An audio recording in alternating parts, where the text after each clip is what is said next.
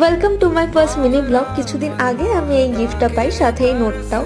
তাই কথা মতো এই দিন আমি সুন্দর করে শাড়ি জুয়েলারিগুলো পরে চলে আসি। তোমরা কিন্তু আমাকে অবশ্যই জানাবে আমাকে কেমন লাগছিল। এবার গাড়ির দরজাটা খুলতেই দেখি সিটের উপরে একটা ফুলের বোকে আর একটা লাল কাগজ। যথারীতি লাল কাগজের দিকেই আমার হাতটা যায়, উল্টো করেই হাতে তুলে দেখি ওটা একটা লেটার। আর তারপর আমার এক্সাইটমেন্টটা তোমরা দেখতেই পাচ্ছ।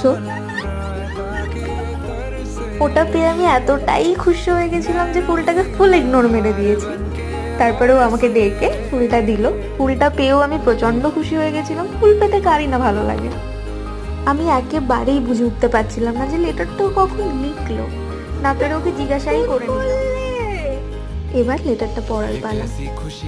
পড়ে আমি আমার ফিলিংটা তোমাদের বলে বোঝাতে পারবো না। একটা মিক্সড ইমোশন জানো। নেক্সট কি হয়েছিল, কোথায় গেছিলাম জানার জন্য দেখতে থাকো পরের পার্টগুলো।